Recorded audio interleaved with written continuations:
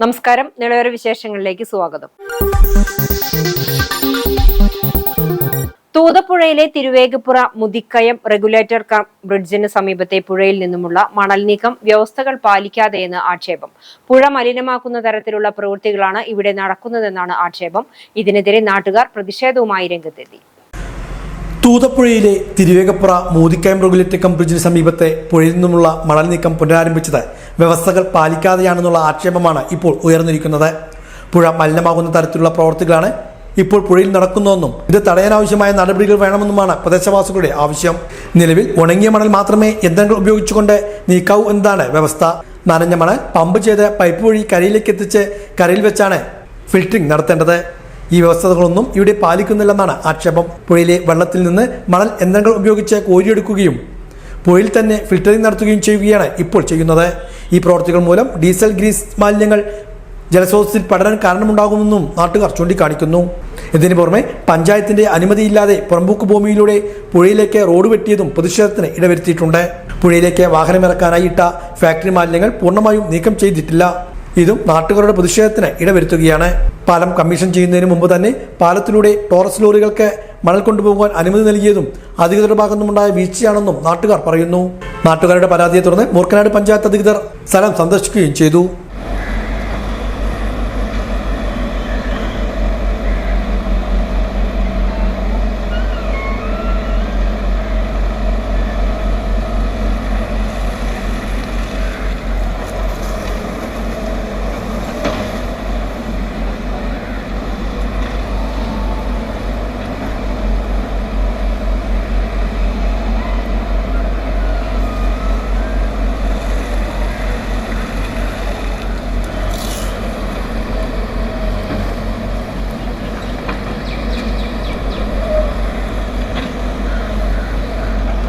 പദ്ധതിക്ക് സമീപം പുഴയിൽ വന്നടിഞ്ഞ മണ്ണും മണലും നീക്കം ചെയ്യുന്ന പ്രവൃത്തികൾ ഇക്കഴിഞ്ഞ മാർച്ചിലാണ് തുടങ്ങിയത്.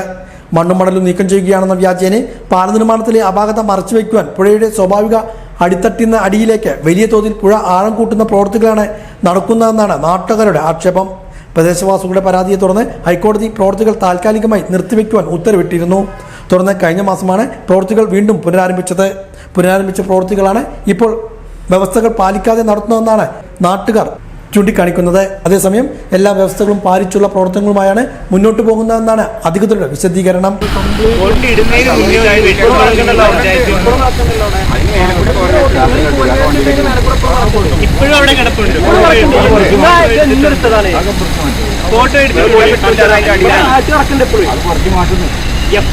എത്ര കാലായി എത്ര കാലായി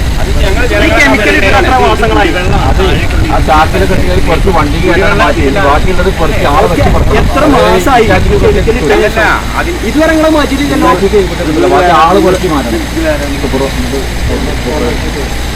CPM മണ്ണാരപ്പറമ്പ് ബ്രാഞ്ച് സെക്രട്ടറിയും കർഷക സംഘം കപ്പൂർ പഞ്ചായത്ത് കമ്മിറ്റി അംഗവുമായിരുന്ന ഇബ്രാഹിമിനെ വധിച്ച സംഭവത്തിലെ രണ്ടാം പ്രതിയെ നെടുമ്പാശ്ശേരിയിൽ അറസ്റ്റ് ചെയ്തു. അയൽവാസിയും കപ്പൂർ മണ്ണാരപ്പറമ്പ് മടത്തിരുത്തിഞ്ഞാലിൽ കുഞ്ഞുമുഹമ്മദിന്റെ മകൻ നൌഫലാണ് വർഷങ്ങൾക്ക് ശേഷം നെടുമ്പാശ്ശേരി എയർപോർട്ടിൽ നിന്നും പിടിയിലായത്. കുറ്റകൃത്യത്തിനു ശേഷം ഇയാൾ ജാമ്യത്തിലിറങ്ങി മുങ്ങിയതായിരുന്നു. പ്രതിക്കെതിരെ ചാലിശ്ശേരി പോലീസ് ലുക്കൌട്ട് നോട്ടീസ് പുറപ്പെടുവിച്ചിരുന്നു. ഇയാളുടെ സഹോദരനും ഈ കേസിലെ ഒന്നാം പ്രതിയുമായ നവാസിനെ വിചാരണ നടപടികൾക്കു ശേഷം ജീവപര്യന്തം ശിക്ഷിക്കുകയും ശിക്ഷാകാലാവധി കഴിഞ്ഞ് പുറത്തിറങ്ങുകയും ചെയ്തു.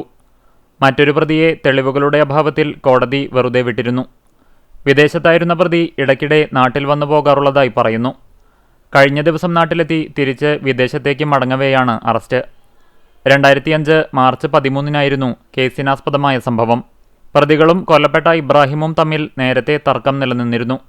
തുടർന്ന് പടിഞ്ഞാറങ്ങാടി വേങ്ങശ്ശേരി ഉത്സവത്തിന് പോവുകയായിരുന്ന ഇബ്രാഹിമിനെ വഴിയിൽ തടഞ്ഞ് വാക്കുതർക്കത്തിലേർപ്പെടുകയും തുടർന്ന് ഇരുവരും ചേർന്ന് കുത്തിക്കൊലപ്പെടുത്തുകയുമായിരുന്നു. സംഭവം രാഷ്ട്രീയ പാർട്ടികൾ ഏറ്റെടുത്തതോടെ ഏറെ വിവാദമായിരുന്നു. അറസ്റ്റിലായ പ്രതിയെ കൂടുതൽ നിയമ നടപടികൾക്ക് വിധേയനാക്കും. കുട്ടികൾക്ക് പ്രകൃതിയോട് ചേർന്ന് നിൽക്കാനുള്ള അവസരങ്ങൾ ഇല്ലാതാവുകയാണെന്ന് സാഹിത്യകാരൻ ആലങ്കോട് ലീലാകൃഷ്ണൻ ബാലവേദി പാലക്കാട് ജില്ലാ ക്യാമ്പ് പട്ടാമ്പിയിൽ ഉദ്ഘാടനം ചെയ്ത് സംസാരിക്കുകയായിരുന്നു അദ്ദേഹം.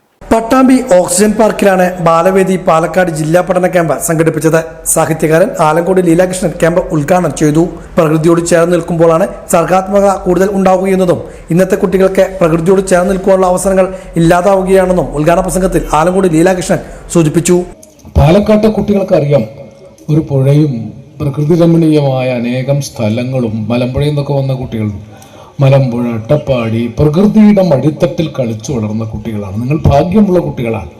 നഗരത്തിൽ ഇത്രയും സൗകര്യങ്ങളില്ല. ഒരുപക്ഷെ പാർക്കുകളൊക്കെ ഉണ്ടാവും, പക്ഷേ മരങ്ങളും പ്രകൃതിയും കാറ്റും വെളിച്ചവും ഒക്കെ ചേർന്ന് നമുക്ക് കിട്ടുന്ന ഒരു ഊർജം. അപ്പം അവിടെ മരച്ചുവട്ടിൽ കളിക്കുമ്പോൾ ഇരിക്കുമ്പോൾ നമുക്ക് തോന്നുന്ന ഒരു മനോവികാരം, ഇങ്ങനെയൊക്കെയാണ് സർഗാത്മകത ഉണ്ടാവുക. നമ്മൾ വെറുതെ അടച്ചിട്ട മുറിയിലിരുന്നാലും ഉണ്ടാവാത്ത ചിലത് ഞങ്ങളൊക്കെ പഠിക്കുന്ന കാലത്ത് ക്ലാസ് മുറിയിലേക്കാൾ ഏറെ പഠനം പുറത്തായിരുന്നു. ഇന്നിപ്പോൾ അങ്ങനെയല്ല. പണ്ട് ഞങ്ങൾ ക്ലാസ് മുറിയിൽ അധികം ഇരിക്കാറില്ല. ഒരു ഓല ഷെഡായിരുന്നു ഞങ്ങളുടെ സ്കൂൾ. മഴ വന്നാൽ കാറ്റ് വന്നാൽ സ്കൂൾ വിടും. അപ്പം അധികം സ്കൂൾ വിടലാണ്, കുറച്ച് സമയത്തിനുള്ളിൽ ഇരിക്കുകയുള്ളൂ. ഉച്ച വരെ എങ്ങനെയെങ്കിലും സ്കൂൾ ഉണ്ടാവും. ഉച്ചവരെ എന്തിനാന്ന് വെച്ചാൽ അന്ന് ഈ ഉപ്പുമാവും പാലും ഉണ്ടായിരുന്നു. നിങ്ങൾക്ക് കുട്ടികൾക്ക് അറിയില്ല, ഇപ്പം നല്ല ഉച്ചഭക്ഷണമൊക്കെയാണ്. അന്ന് അമേരിക്കക്കാരുടെ കെയർ തരുന്നൊരു പാലും ഉപ്പുമാവും ആയിരുന്നു ഞങ്ങളുടെ ഉച്ചഭക്ഷണം. അപ്പം അതിനു വേണ്ടിയാണ് കുട്ടികൾ വരിക. അപ്പം അതൊക്കെ കഴിഞ്ഞാൽ പിന്നെ കുട്ടികൾ ക്ലാസ്സിലിരിക്കില്ല. കുട്ടികളിങ്ങനെ ചുറ്റും കാടും പറമ്പുമാണ്. കൂരിക്കാട്, ചില കാട്ടിൽ ചെർളശ്ശേരി കാട്ടിൽ പോയി കൂരിപ്പഴം പൊട്ടിക്കുക, തൊണ്ടിപ്പഴം പൊട്ടിക്കുക, ശങ്കുരുട്ടിപ്പഴം, ചകിരിപ്പഴം, അങ്ങനെ നീരോലിപ്പഴം, നിങ്ങൾക്കറിയാത്ത ഒരുപാട് നാട്ടു ചെടികളുടെ പഴമൊക്കെ കടിച്ചു തിന്നും. കെ ഷിനാഫ് അധ്യക്ഷനായിരുന്നു. CPI ജില്ലാ സെക്രട്ടറി സുമലത മോഹൻദാസ്, സംസ്ഥാന കമ്മിറ്റി അംഗം OK സദൽവി, OK Sinan, S Sumalatha, MN Karunakaran തുടങ്ങിയവരും പങ്കെടുത്ത് സംസാരിച്ചു. കൂറ്റനാട് പട്ടാമ്പി സംസ്ഥാന പാതയിലൂടെയുള്ള യാത്ര ഇപ്പോൾ അപകടങ്ങളുടെ നിഴലിലാണ്. റോഡ് അരികുകളിൽ തഴച്ചു വളർന്ന കാട്ടുചെടികൾ യാത്രക്കാരുടെ കാഴ്ച മറയ്ക്കുന്നതോടെ ഏത് നിമിഷവും അപകടം സംഭവിക്കാവുന്ന അവസ്ഥയാണ് നിലവിലുള്ളത്. കൂറ്റനാട് മുതൽ വാവനൂർ വരെയുള്ള റോഡിനരികിലാണ് പുൽക്കാട് പടർന്നു പന്തലിച്ചിരിക്കുന്നത്. പലയിടങ്ങളിലും റോഡിന്റെ വെള്ളവര വരെ കുറ്റിച്ചെടികൾ വളർന്നു നിൽക്കുന്നു. ഇതോടെ വീതി കുറഞ്ഞ റോഡിന്റെ ആകെ വിസ്തൃതി വീണ്ടും കുറഞ്ഞു. സംസ്ഥാന പാതയായതിനാൽ ദീർഘദൂര ബസ്സുകളടക്കം നൂറുകണക്കിന് വാഹനങ്ങളാണ് നിത്യേന ഇതിലൂടെ കടന്നുപോകുന്നത്. റോഡിലെ വളവുകളിലേതാണ് ഏറ്റവും ഗൗരവകരമായ കാഴ്ച. വളവുകളിൽ എതിരെ വരുന്ന വാഹനങ്ങളെ കാണാൻ കഴിയാത്ത വിധം ചെടികൾ വളർന്നു നിൽക്കുന്നത് ഡ്രൈവർമാരെ വലിയ പ്രതിസന്ധിയിലാക്കുന്നുണ്ട്. നേരത്തെ തന്നെ നിരവധി വാഹനാപകടങ്ങൾക്കും മരണങ്ങൾക്കും സാക്ഷ്യം വഹിച്ച മേഖലയിലാണ് അധികൃതരുടെ ഈ അവഗണന തുടരുന്നത്. കാൽനടയാത്രികർക്ക് റോഡരികിലൂടെ നടക്കാൻ പോലും കഴിയാത്ത അവസ്ഥയാണ്. പാമ്പുൾപ്പെടെയുള്ള ഇഴജന്തുക്കളുടെ ഭീഷണി ഭയന്ന് യാത്രക്കാർ റോഡിലേക്ക് ഇറങ്ങി നടക്കേണ്ട ഗതികേടിലാണ്. രാത്രികാലങ്ങളിലാണ് ഇവിടെ കൂടുതൽ അപകട സാധ്യത. റോഡരികിലെ വൈദ്യുതി പോസ്റ്റുകൾ പോലും തിരിച്ചറിയാൻ കഴിയാത്ത വിധം കാട് മൂടിക്കിടക്കുകയാണ്.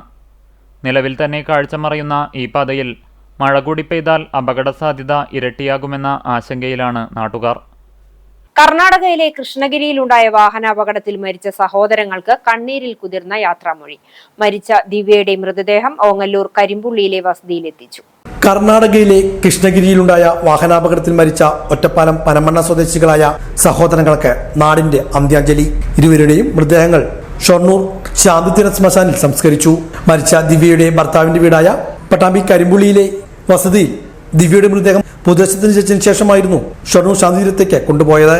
പട്ടാമ്പി കരിമ്പുള്ളി തെക്കറ്റിൽ വിനീതിന്റെ ഭാര്യ ഒറ്റപ്പാലം പനമണ്ണ സ്വദേശി ദിവ്യയും സഹോദരൻ ദീപക്കുമാണ് കഴിഞ്ഞ ദിവസമുണ്ടായ വാഹനാപകടത്തിൽ മരിച്ചത്. പോസ്റ്റ്മോർട്ടം നടപടികൾ പൂർത്തിയാക്കി ചൊവ്വാഴ്ച പുലർച്ചെയാണ് ഇരുവരുടെയും മൃതദേഹങ്ങൾ പനമണ്ണയിലെ വസതിയിൽ എത്തിച്ചത്. തുടർന്ന് ദിവ്യയുടെ മൃതദേഹം രാവിലെ 9 മണിയോടെ കരിമ്പുള്ളിയിലെ ഭർത്താവിന്റെ വീട്ടിലും എത്തിച്ചു. ദിവ്യയെ അവസാനമായി ഒരു നോക്ക് കാണുവാൻ നൂറുകണക്കിന് ആളുകളാണ് ഇവിടേക്ക് ഒഴുകിയെത്തിയത്. 12 മണിയോടെ ദിവ്യയുടെയും ദീപുവിന്റെയും മൃതദേഹങ്ങൾ ഷൊർണൂർ ശാന്തിതീരം ശ്മശാനത്തിൽ സംസ്കരിക്കുകയും ചെയ്തു. തിങ്കളാഴ്ച പുലർച്ചെ കൃഷ്ണഗിരിയിൽ വെച്ചായിരുന്നു അപകടമുണ്ടായത്. വിനീതിന്റെ ഭാര്യ ദിവ്യ, 2 കുട്ടികൾ, വിനീതിന്റെ അമ്മ സരോജിനി, ദിവ്യയുടെ മാതാപിതാക്കൾ, സഹോദരങ്ങൾ ഉൾപ്പെടെ ബാംഗ്ലൂരിൽ നിന്നും വരുന്ന വഴിയായിരുന്നു അപകടം സംഭവിച്ചത്. ഇവർ യാത്ര ചെയ്യുന്നതിനിടെ പഞ്ചറായ കാറിന്റെ ചക്രം മാറ്റിയ ശേഷം കേടായ ചക്രം കാറിന്റെ ഡിക്കിയിലേക്ക് തിരികെ വയ്ക്കുന്നതിനിടെ പിറകെ വന്ന ടോറസ് ലോറി ഇടിക്കുകയായിരുന്നു. ദീപക് ചക്രം കാറിലേക്ക് വയ്ക്കുന്നതിനിടെ സഹോദരി ദിവ്യയായിരുന്നു മൊബൈൽ ഫ്ലാഷ് പ്രകാശിപ്പിച്ച് നൽകിയിരുന്നത്. ഇവർക്കിടയിലേക്കാണ് ലോറി പാഞ്ഞു കയറിയത്. അപകട സ്ഥലത്തു നിന്നും കൃഷ്ണഗിരി മെഡിക്കൽ കോളേജ് ആശുപത്രിയിൽ ഇരുവരെയും എത്തിച്ചെങ്കിലും ജീവൻ രക്ഷിക്കാനായില്ല. കുട്ടികളൊഴികെ കാറിനുള്ളിലുണ്ടായിരുന്ന മറ്റെല്ലാവർക്കും അപകടത്തിൽ പരിക്ക് പറ്റിയിട്ടുണ്ട്. പരിക്ക് പറ്റിയവരെ വാണിയംകുളത്തെ സ്വകാര്യ ആശുപത്രിയിലേക്ക് മാറ്റിയിട്ടുണ്ട്. ചാലിശ്ശേരി പോലീസ് സ്റ്റേഷനിൽ നിന്നും വിരമിക്കുന്ന SI-മാരായ Janamaithri community relation officer T Aravindakshan, Jyothi Prakash എന്നിവരെ ചാലിശ്ശേരി അങ്ങാടി കൂട്ടായ്മയുടെ നേതൃത്വത്തിൽ ആദരിച്ചു. പൊന്നാട അണിയിച്ചും ഉപഹാരങ്ങൾ കൈമാറിയും ഇരുവർക്കും യാത്രയയപ്പ് നൽകി. ചടങ്ങിൽ police station house officer MN Bijoy, Johnson രാജമന്ററി, Hameed CM Sajeevan, Viji Varghese, senior civil police ഉദ്യോഗസ്ഥർ, CPOമാർ തുടങ്ങിയവർ പങ്കെടുത്തു. നാഗലശ്ശേരി പഞ്ചായത്തിൽ വിവിധ സ്ഥലങ്ങളിൽ നിന്നായി 29 പന്നികളെ വെടിവെച്ചു കൊന്നു.